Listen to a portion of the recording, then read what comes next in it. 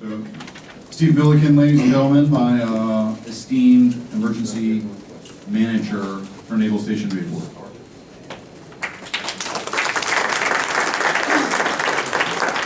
Unlike the captain, I don't need the microphone though. Do we really want to have this conversation? He's the speaks often, carry a big stick guy. I just run my mouth because that's just what I do. So you're not going to use it? I'm not going to use a microphone. What are you going to have? Shut up, you get the whole microphone.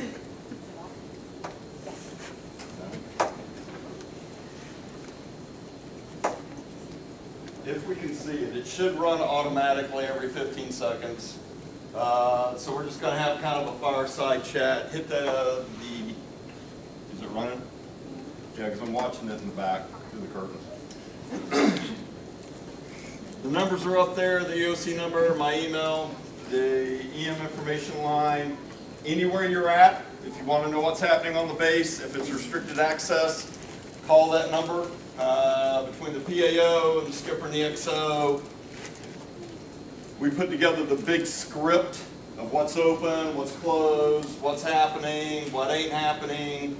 I think during Irma and Matthew, we had like 2.5, 3 pages of stuff that we read into the recording for you to hear everything that's going on. So that number is pretty important, especially if you're evacuating, you don't know when you're coming back, if you need child care, if you need this, if you need that, whatever.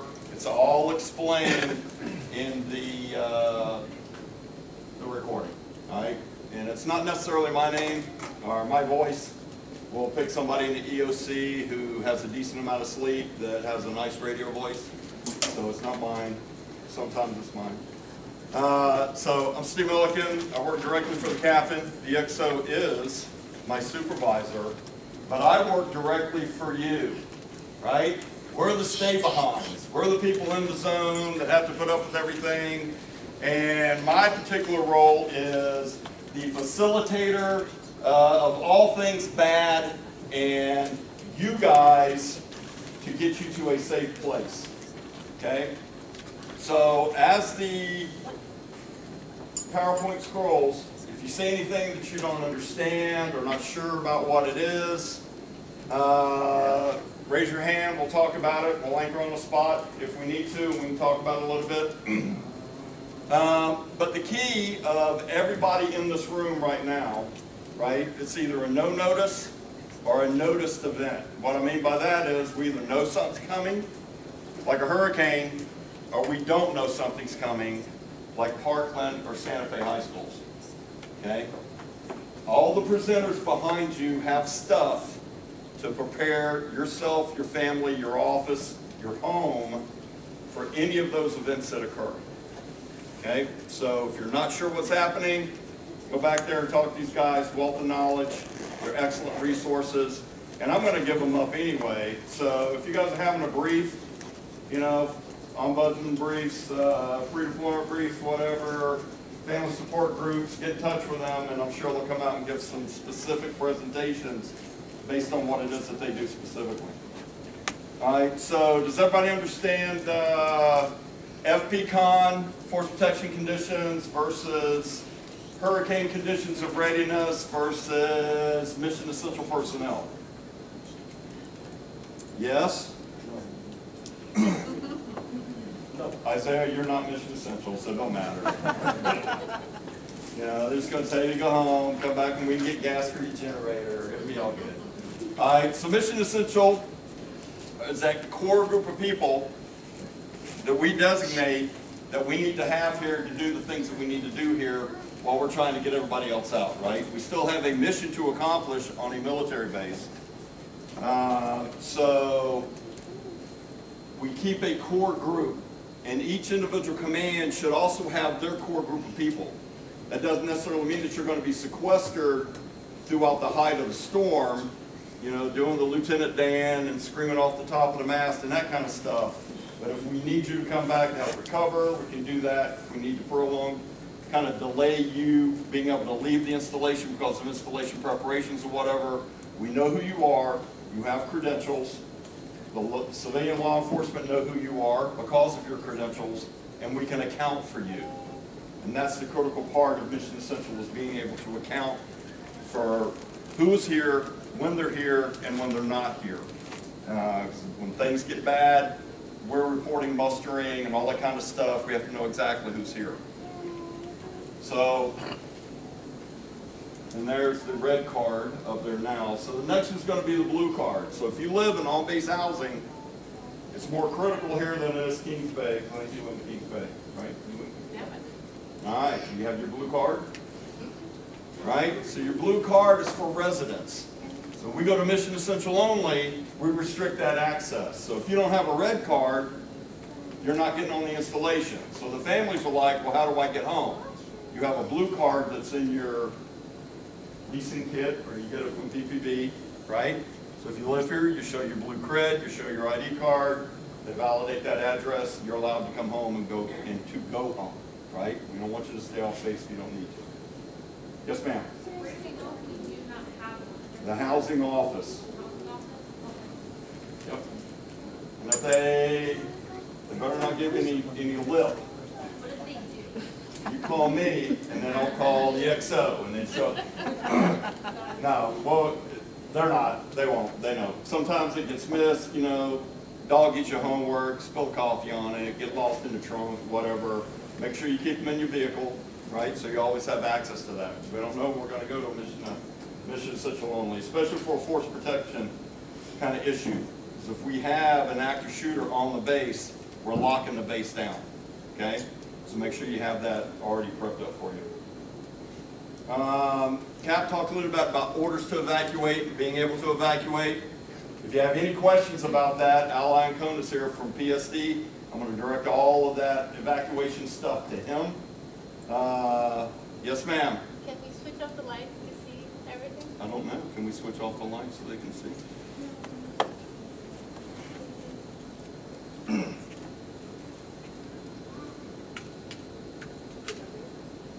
you.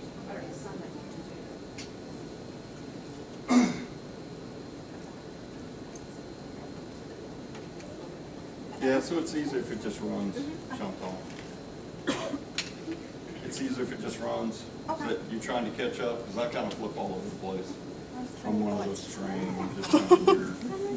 My wife can't stand it, so. No, I mean, we can keep the lights. Is that better? Okay, thank you. All right, so in an evacuation scenario, just like the captain said, if you don't feel safe, leave. You don't need those orders in hand to go, and Al can explain a little bit more about that. But the order to evacuate, what the captain was talking about, is the actual authority from the region commander that says we will pay. Okay? So after you get back, you keep all your receipts, all that good stuff that you did while you were gone. When you come back, you'll need to have your orders to be able to do your travel plan. All right? So Al can definitely explain a little bit more on that. NFAS, mustering. Twice a year we have to go into the NFAS mustering tool and validate all of our data that's in there. If you have any questions about NFAS, Ms. Candy Davis is here. Who here does not know about the NFAS mustering tool? Very good. And there's also an app for that. So if you talk to Candy about all that stuff, she'll hook you up with that. Go kits. The Exchange has an excellent display on a prep kit, kind of the basic stuff you need if you have to shelter in place for a prolonged period of time at home. And I'll give the volcano out in Hawaii, right, exploded, what, a couple of 2-3 days ago, when that thing popped? A couple, 2-3 days ago, right? So there was a particular zone where they absolutely did not want anybody evacuating. They wanted them sheltering in their homes, right? So if something like that happened here, I would probably lose a lot of weight, right? I got a lot of kids at home and they aren't gonna leave me any food, right? So make sure you look over the kits and cycle that stuff through your Tupperware, right? So all of your food, and then at the end of the season, you take it over to the chapel, because it's time to donate food, you know, for the holiday season, all that kind of stuff, right? And then you start your process all over again. There's always a way to get through all that stuff. Being informed, you already talked about all that kind of stuff too. Local news, radio, NOAA weather radio. They'll give you the alerts at 3 o'clock in the morning. Where'd Paige go? Be having a subscription to the Mirror so you can follow Paige and all the good stuff she does. The Mayport Facebook page. You've got a Facebook page, right? So Fleet and Family has a Facebook page. We do a lot of communicating over those social media sites when things start getting bad, all right? So if you aren't liking that or a member of those particular social networking sites, go ahead and join those. Risk shelters, I think it kind of, there's a map up there to show where the local shelters are. So risk shelters are the local schools. So if you're not sure if the situation we're in is that bad, if you have kids in school and they're told to not come to school because we're closing schools for a particular storm, they're probably closing so they can reopen them as a risk shelter. That's not the place where you want to be. So if it's an evacuation like we did for Matthew and Irma, we need for you to leave.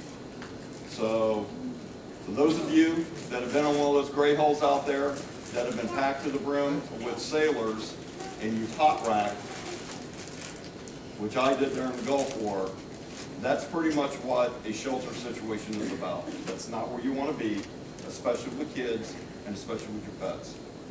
Get someplace that's safe, right? You'll have air conditioning. You can eat when you want to. You don't have to listen to somebody else snore or whatever. But if you get caught, and specifically for the ombudsman, don't wait. During Floyd in '98, I was on the Vicksburg. We diverted to Norfolk when Floyd, is that right? Was it Floyd in '98? It wasn't Floyd. The one where Orlando had to evacuate. Which one was that, Al? I can't remember. It was in 1998. The Vicksburg Ombudsman was still prepping families as the evacuation was ongoing. We live on North Kernan. By the time she and 2 other families got to our house on North Kernan, it took them 8 hours to get the 10-295 split on the other side of town. Don't wait, okay? Prep your families, make sure they know what they're supposed to be doing. You guys are here doing the right thing, but make sure all this information gets pushed out, all right? Don't hazard yourself, right? So just make sure you're pressing the issue. Don't forget your pets. They're part of the family. Make sure you've got their shopping records, just like with the kids. Make sure all their medicines are ready to go. Make sure you got food and stuff that you need to take care of the pets, all right? Do not leave your pets at your home. It's not a good thing to do. Re-entry. So this is the final thing. Don't press the issue coming home, right? This is a hazard area.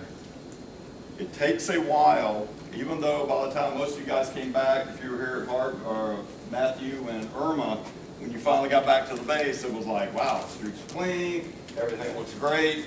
That's because of 24-hour cleanup operations that were nonstop, very hazardous stuff, very miserable stuff for multiple days, right? So when we have people knocking on the door to get back in and you're not ready to bring them on, all that does is increase anxiety on the family side, all right?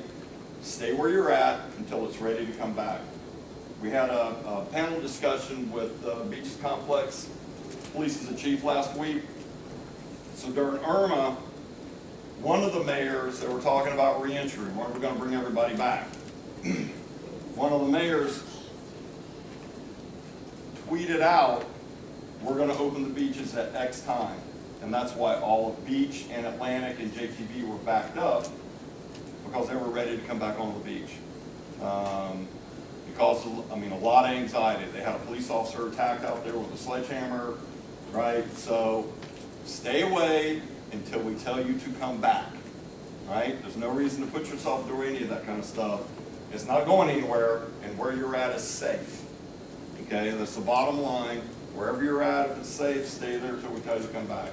You're still going to get paid. I don't know why you want to come back to a bad area. Tyler Nolan is here from Northeast Florida Council. He's got a presentation on sheltering in place and evacuations, and he also has a shelter in place kit that you have a chance to win tonight if you sit through his presentation. All right, so you can hear, you know, especially about the chemical stuff. We don't talk a lot about sheltering in place for chemicals, but there's a lot of chemicals in Northeast Florida.